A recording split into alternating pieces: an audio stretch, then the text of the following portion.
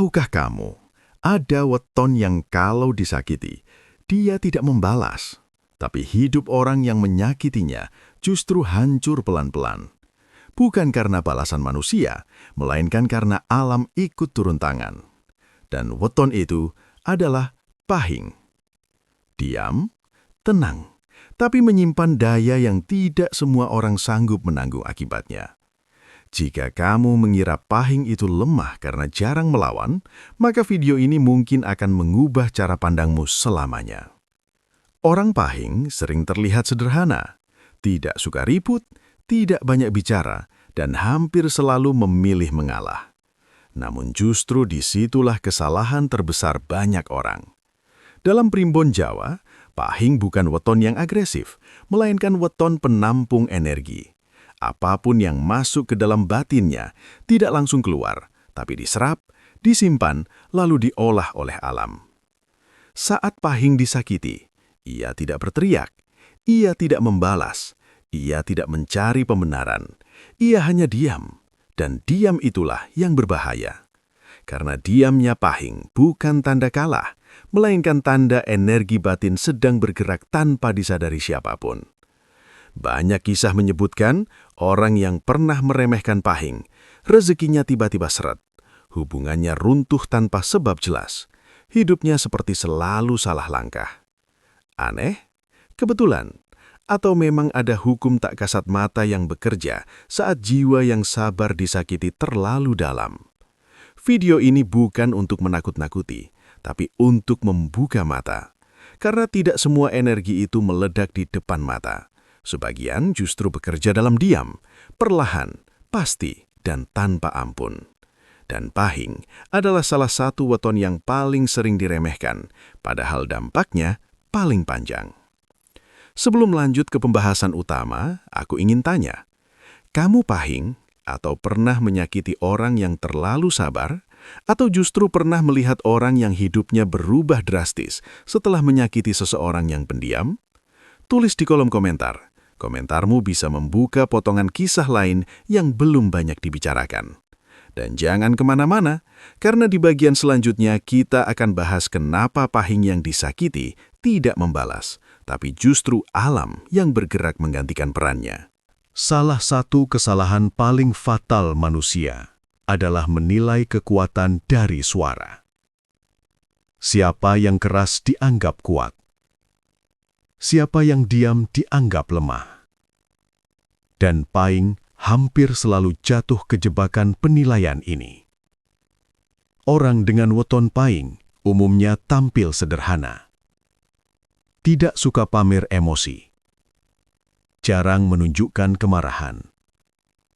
Bahkan ketika disakiti, mereka lebih sering tersenyum kecut atau memilih menjauh. Dari luar, kesannya seperti orang yang nerimo dan pasrah pada keadaan. Namun, primbon Jawa justru mencatat sebaliknya. Pahing adalah weton dengan daya simpan batin tinggi. Artinya, setiap kata tajam, perlakuan tidak adil, pengkhianatan, atau penghinaan tidak langsung keluar sebagai reaksi. Semua itu diserap ke dalam sukma. Ibarat laut tenang di pagi hari. Permukaannya datar, anginnya pelan. Namun di kedalaman, arusnya bisa menyeret apa saja yang lengah. Disinilah banyak orang salah langkah. Mereka mengira pahing tidak merasakan apa-apa. Padahal pahing merasakan semuanya, lebih dalam dari yang terlihat. Dalam primbon Jawa, karakter pahing disebut punya batin berat. Bukan berat karena gelap, tapi berat karena menampung terlalu banyak rasa tanpa melepaskannya. Saat orang lain meluapkan emosi lalu selesai, pahing justru menyimpannya. Dan simpanan emosi inilah yang perlahan membentuk gelombang energi batin. Semakin sering pahing disakiti, semakin tajam intuisinya. Semakin kuat insting bertahannya. Semakin dalam hubungannya dengan energi alam. Tanpa sadar, Pahing menjadi seperti titik resonansi. Apapun yang tidak adil di sekitarnya akan mencari jalan keluar sendiri. Yang membuatnya berbahaya bukan karena Pahing berniat jahat. Justru karena ia tidak berniat apa-apa. Tidak ada rencana balas dendam. Tidak ada doa buruk yang diucapkan. Tidak ada usaha menjatuhkan. Namun, hukum alam bekerja dengan caranya sendiri. Primbon Jawa menyebut kondisi ini sebagai meneng sing duwe bobot. Diam yang punya berat. Dan diam yang punya berat, jika terus ditekan, tidak akan pecah di tempat yang sama. Ia akan memantul ke arah yang tidak disangka. Inilah alasan kenapa Pahing sering terlihat baik-baik saja. Sementara orang yang meremehkannya justru mengalami kekacauan hidup tanpa sebab yang jelas. Tenang bukan berarti kosong. Diam bukan berarti lemah. Pada Pahing, tenang adalah pertanda kekuatan yang sedang mengendap. Dan ketika gelombang itu bergerak, tidak semua orang siap menerima akibatnya. Banyak orang mengira luka yang tidak dibalas akan menguap begitu saja. Maaf dianggap selesai. Diam dianggap lupa. Pada Pahing, anggapan itu keliru. Pahing tidak melupakan luka. Ia mengubahnya. Dalam Primbon Jawa, ada konsep yang jarang dibahas. Rasa sing ora metu, dadi doyo. Perasaan yang tidak keluar, tidak mati, melainkan bertransformasi menjadi energi batin. Saat Pahing disakiti, yang terjadi bukan ledakan emosi, tapi pergeseran ke dalam. Marahnya tidak menjadi kata. Sedihnya tidak menjadi air mata berlebihan.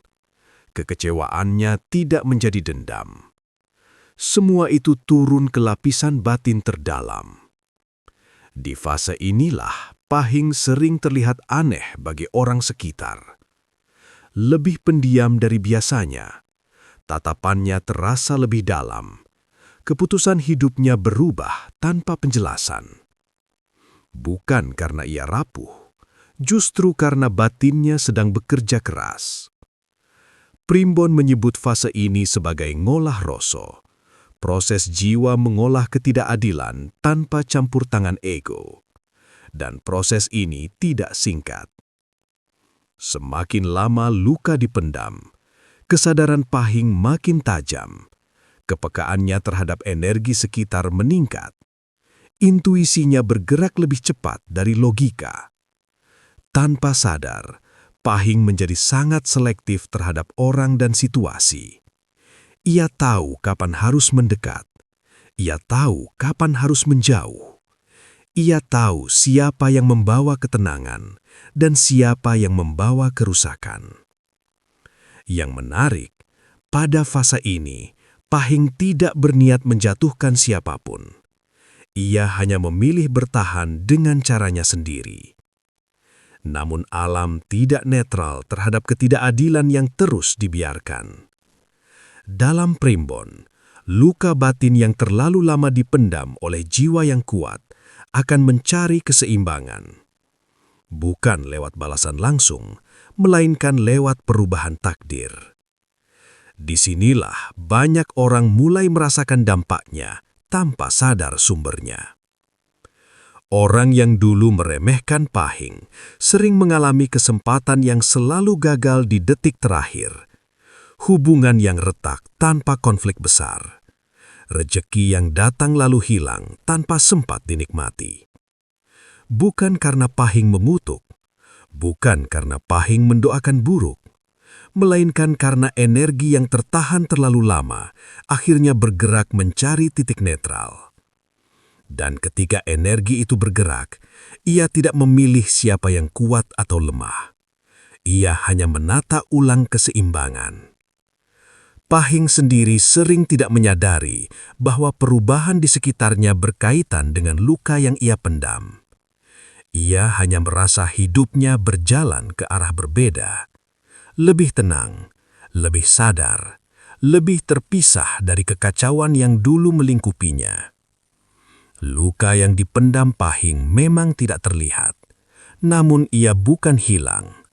Ia menjelama menjadi daya hidup yang diam-diam mengubah arah peristiwa.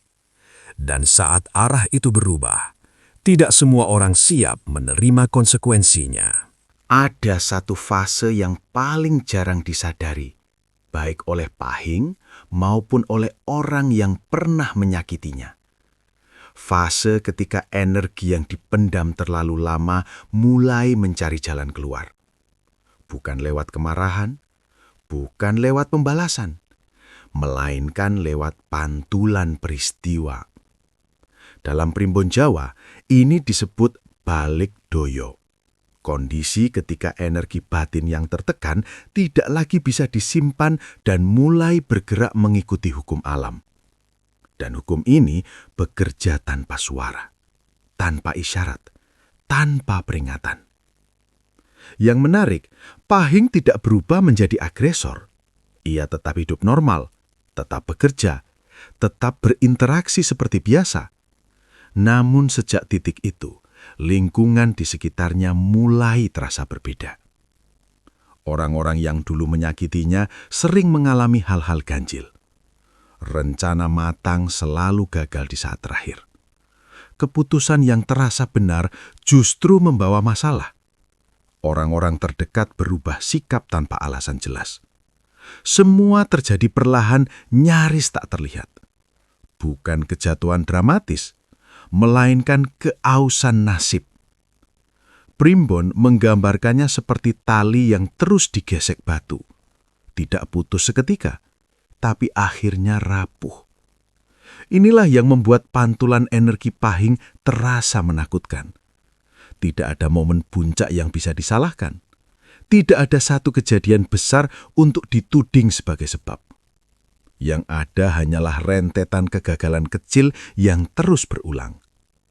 Sementara itu, Pahing sendiri justru mengalami perubahan berlawanan.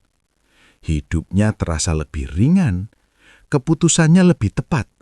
Orang-orang yang merugikannya menghilang dengan sendirinya.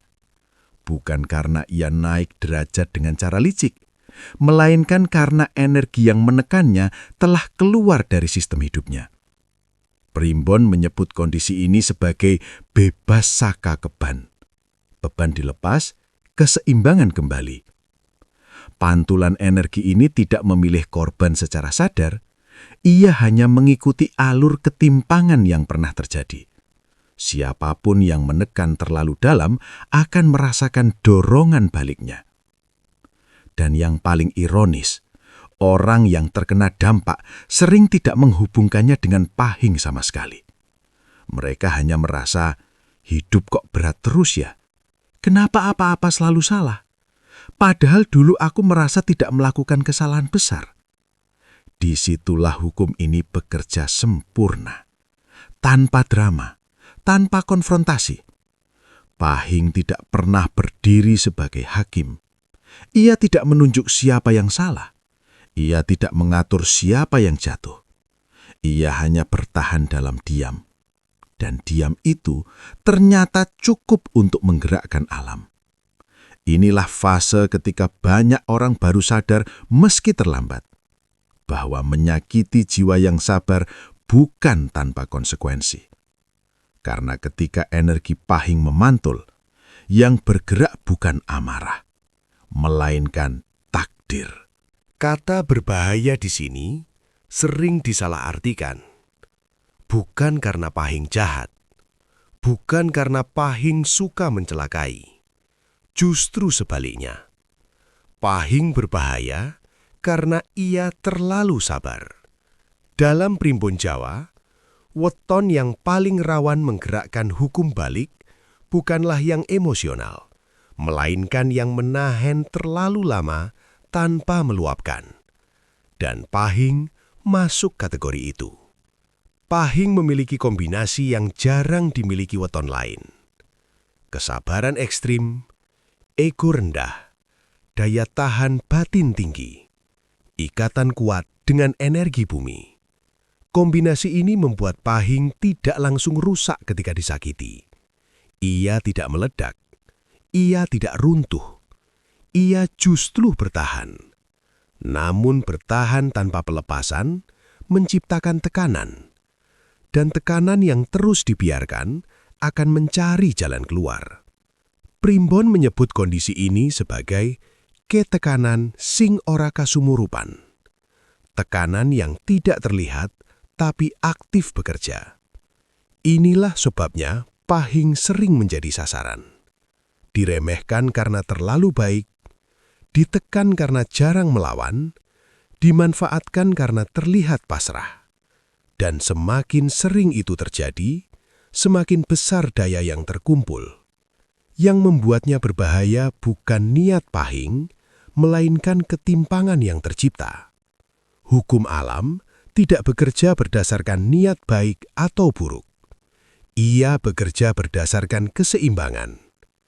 Ketika satu pihak terus menekan, dan pihak lain terus menahan tanpa melawan, keseimbangan itu akhirnya runtuh.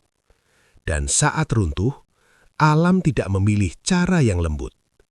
Menariknya, Pahing hampir tidak pernah berada di pusat kejatuhan orang lain. Ia tidak ikut campur. Ia tidak menghasut. Ia bahkan sering sudah tidak peduli. Namun justru karena itu, prosesnya menjadi lebih bersih. Tidak ada konflik terbuka. Tidak ada drama yang bisa disalahkan. Yang ada hanya akibat. Primbon menggambarkan Pahing seperti tanah basah. Diinjak terus, ia diam.